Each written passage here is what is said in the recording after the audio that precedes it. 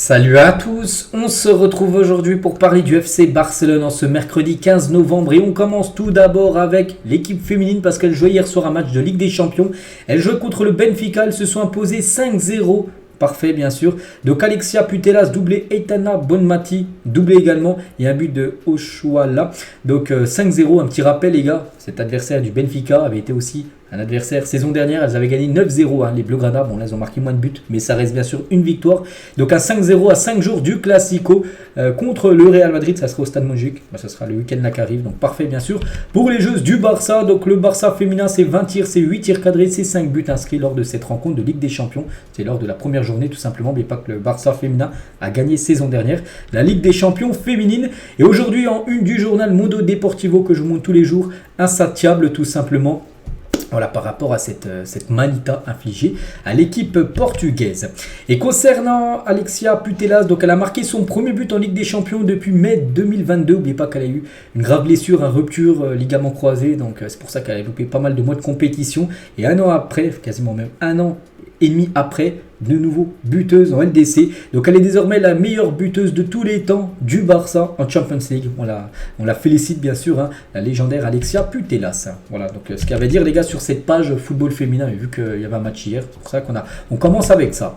Concernant les hommes, parce qu'on en bascule bien sûr avec l'équipe masculine, donc le programme concernant les prochains matchs, donc le Barça revient dans exactement 11 jours, ça sera un déplacement au Rayo Vallecano le 26 novembre, on est le 15, donc voilà, dans 11 jours après il y aura un Barça-Porto, un Barça Atlético, Barça Girona, Royal Antwerp Barça et à Valence Barça. Donc c'est comme des gros morceaux au programme dès la reprise de la compétition.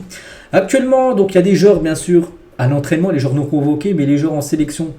On va faire un petit tour. Donc tout d'abord, tu as les Portugais Cancelo et Félix lors du dernier entraînement du Portugal pour préparer leur prochain match. Je crois qu'il est contre le Liechtenstein ou l'Islande. De toute façon, c'est une des deux équipes. C'est les deux équipes qu'ils affrontent. Tu as l'Allemagne de Gundogan ou même de Ter Stegen. On peut avoir Gundogan avec le Roi Sané. N'oubliez pas que le Roi Sané est pisté par le FC Barcelone.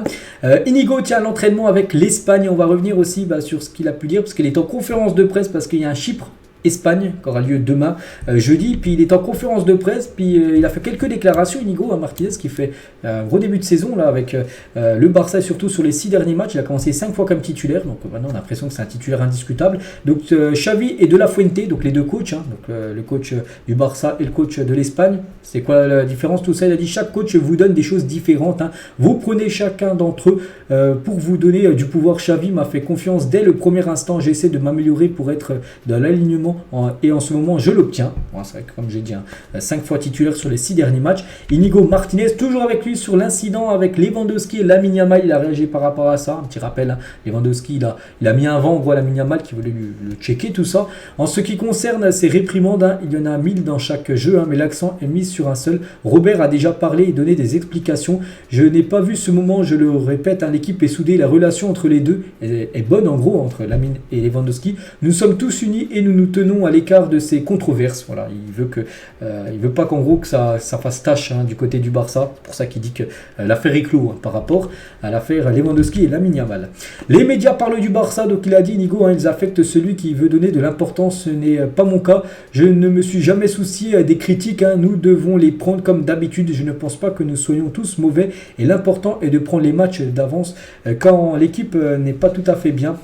Là, vous pouvez voir la force de l'équipe, toujours en pensant positivement, voilà, parce qu'on sait que les médias, les radios, les médias, tout simplement, les réseaux sociaux du côté de l'Espagne critiquent, quand le Barça en plus fait des matchs, en plus pas des super bons matchs, là ils sont beaucoup critiqués, donc il dit en gros, il sait les critiques, mais voilà, quand tu es footballeur, il faut accepter bien sûr toutes les critiques et mettre tout ça de côté. Inigo, toujours avec lui, il y a toujours eu des critiques à Barcelone, le jeu et l'équipe n'est pas brillant non plus, nous sommes habitués à ce que Barcelone gagne 4 ou 5 buts à 0 et maintenant que le jeu n'est pas bon, les critiques arrivent. Le jeu sera amélioré, nous verrons une autre équipe. C'est clair qu'on aime tous gagner 4 ou 5-0, mais ça devient de plus en plus compliqué de gagner parce que maintenant les équipes en face, eux, ils ne veulent pas prendre un 5-0 et du coup, il y a quand même des adversaires en face. Donc voilà, tous les matchs ne seront pas gagnés 5-0, bien sûr pas le Barça. C'est pour ça qu'il y a des matchs toujours plus compliqués que d'autres. L'arbitrage, il a dit, il y a toujours eu des controverses.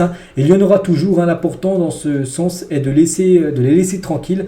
Il y a beaucoup de pression autour d'eux, autour des arbitres. L'important est de leur faire confiance et de les laisser faire leur travail. Moins ils ont de pression, meilleur sera leur travail. Confiance totale dans l'arbitrage espagnol. voilà ce qu'a pu dire Inigo. Hein. Et toujours avec lui, être ici, c'est réaliser le rêve de mon enfance. Je me sens bien et physiquement, je peux dire que j'ai laissé derrière moi les problèmes qui m'ont empêché de m'entraîner, de concourir, les problèmes blessures, tout ça. J'ai l'opportunité de jouer à Barcelone et je suis heureux de cette convocation avec l'Espagne. Hein. C'est toujours une fierté de venir ici. J'espère jouer un grand rôle et que l'entraîneur compte sur moi parce que quand même il a été appelé en sélection espagnole. C'est surtout par rapport au dernier match où il est très bon avec le Barça. Et voilà, Luis de la Fuente du coup l'a convoqué avec la sélection espagnole. Et toujours tiens avec Inigo pour finir avec lui. Donc là ça n'a rien à voir avec la conférence de presse d'hier. C'était plutôt lors du match contre Alaves. C'était dimanche dernier. Donc Alaves, donc le joueur d'Alaves Antonio Blanco a été impliqué dans un échange verbal avec Lamine Yamal pendant le match de dimanche. En gros il est venu s'embrouiller avec Lamine Yamal, le jeune joueur de saison. Et Nigo hein, s'est avancé hein, devant Blanco et a défendu Lamine. Il a dit à Blanco où tu vas avec l'enfant. En gros, comment tu parles au jeune enfant, à Lamine. Donc voilà, il est venu soutenir, tout simplement défendre Lamine Yamal et Nigo. Donc une petite info de plus concernant le défenseur Inigo Martinez. On continue les gars avec cette trêve internationale permettra à Pedri de retrouver son plus haut niveau, on l'espère, hein, et de récupérer Frenkie de Jong qui manque beaucoup actuellement, toujours absent pour cause de blessure. Xavi pense que l'équipe s'améliorera beaucoup une fois qu'il pourra réunir de nouveau le duo Pedri-de Jong. C'est vrai que les deux, le Barça, il y a des stats, hein, gagne plus quand les deux sont sur le terrain quand ils sont pas là. Donc voilà, ça, quand les deux seront là, et ben il dit tout simplement, enfin Xavi pense hein, que l'équipe jouera beaucoup mieux qu'elle le joue là, comme elle a pu jouer les derniers matchs. Hein. L'idée du Barça et de Lewandowski est de continuer comme prévu la saison prochaine, hein, donc la saison 2024-2025. Seule une proposition inattendue de l'Arabie Saoudite peut changer les plans. Hein, c'est-à-dire que je ne sais pas, un salaire, donc j'ai un beau salaire, mais si par exemple tu touches 3-4 fois plus en Arabie Saoudite, ça peut le faire réfléchir, hein, on peut comprendre. Donc sinon, le plan actuel là, en ce 15 novembre, hein, ce serait qu'il continue une saison encore du côté du Barça.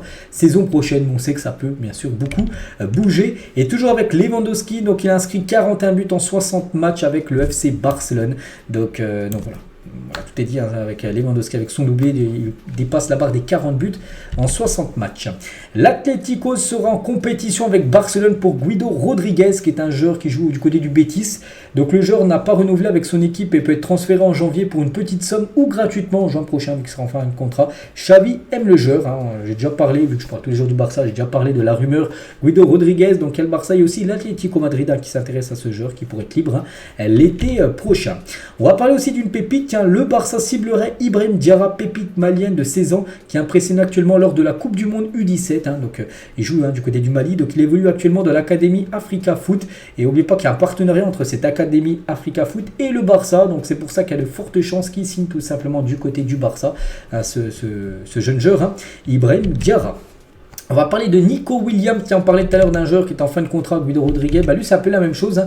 Nico Williams en fin de contrat avec Bilbao en fin de saison. Et il a dit hein, que de grandes équipes comme le Barça, Madrid ou des clubs anglais me regardent. Hein. Ça veut dire que je fais bien mon travail. Et voilà, qu'est-ce qu'il va faire hein, dans le futur? Donc un journaliste, il a dit, hein, je connais deux équipes qui le veulent. L'une en Angleterre. On ne sait pas, ça peut être City, Liverpool, Arsenal, on ne sait pas. Et l'autre en Espagne, et on pense que ça peut être le Barça. Donc voilà, concernant le futur hein, de Nico Williams, comme j'ai dit, hein, il connaît bien la Liga, il est jeune, il est talentueux, il est en fin de contrat, donc gratuit en fin de saison. Donc ça, c'est un joueur qu'il va falloir essayer d'aller chercher, bien sûr, hein, l'été prochain, le jeune Nico Williams. Le Barça cible Estevão Willian dit Messinho. Hein, j'ai parlé de temps en temps de ce joueur et hier, les gars, il y avait un match entre le Brésil U17, donc il y a la Coupe du Monde U17, donc c'était un Brésil U17 contre la Nouvelle-Calédonie U17, donc il y a eu 9-0 pour le Brésil. Messinho, hein, un joueur ciblé par le Barça, regardez le match qu'il a fait, 1 but, 3 passes D, 13 passes clés, 58 ballons touchés, 3 longs ballons, enfin 3 transversales réussis sur 4 tentés, 100% de dribbles réussis, 3 grosses occasions créées. Donc voilà le gros match hein, de la part de Messinho, un joueur pisté tout simplement par le FC Barcelone. Un ancien joueur du Barça aimerait revenir, c'est Pedro les gars, Pedro Rodriguez qui évolue maintenant je crois à la Lazio. Hein. Mon rêve serait de prendre ma retraite au Barça, c'est ma maison, ça serait la fin parfaite de ma carrière. Bien sûr j'aimerais revenir mais maintenant c'est très difficile parce qu'il faudrait que Xavi donne son accord, la Porta tout ça et on sait que le Barça c'est pas trop l'option. Hein. La politique du club hein, de prendre des joueurs vraiment très âgés, hein, parce que je ne sais pas quel âge il a, mais voilà, il a peut-être 35-36 ans. Mais voilà, lui, il kifferait bien sûr revenir au Barça. Hein, si Xavi m'appelle avant que je raccroche, donc je reviendrai le Barça et ma maison tout simplement. Un petit rappel les gars des stats de Pedro du côté du Barça. Donc je ne sais pas le nombre exact de matchs, parce que c'est pas marqué, mais en tout je sais le nombre de buts inscrits, 99. Hein, c'est pour ça que ce serait bien son retour. Il marque un but Et comme ça, il dépasse au moins la barre des 100 buts inscrits au Barça. Et 62 passes D aussi faites du côté du FC Barcelone. Donc voilà, concernant Pedro aimerait revenir. Tiens, en parlant d'un ancien joueur également, donc c'est Alex Song, et on a appris tout simplement là ces dernières heures que l'ancien joueur du Barça, Alex Song, a annoncé prendre sa retraite du football professionnel. Il a joué au Barça dans d'autres grands clubs, comme par exemple Arsenal, et du coup il arrête, il stoppe sa carrière. On lui souhaite bonne chance dans ce qu'il va entreprendre maintenant pour son après-carrière. Des nouvelles de Dani Alves qui passera prochainement devant le tribunal, les experts ayant apporté des preuves suffisantes. Pour rappel, l'ancien joueur du Barça ou même du PSG est accusé d'avoir violé une jeune femme dans une discothèque à Barcelone. C'est en décembre 2022, tiens, dans un mois, ça fera quand même un an quasiment qu'il est en prison, Dani Alves, et là il va passer au tribunal pour essayer tout simplement de sortir tout simplement de prison. Et on finit cet épisode aujourd'hui avec le Noël qui approche au Barça, et découvrir la collection de Noël du Barça. Donc voilà, si vous voulez par exemple ce pull là porté par Félix ou plein d'autres choses, des pulls, il y a des shorts, des pantalons, des maillots à l'effigie de Noël. Donc c'est sur la boutique officielle tout simplement du FC Barcelone. Donc voilà les gars ce qu'il y a à dire aujourd'hui. J'espère que ça vous a plu. On se retrouve demain jeudi pour le prochain numéro. À demain.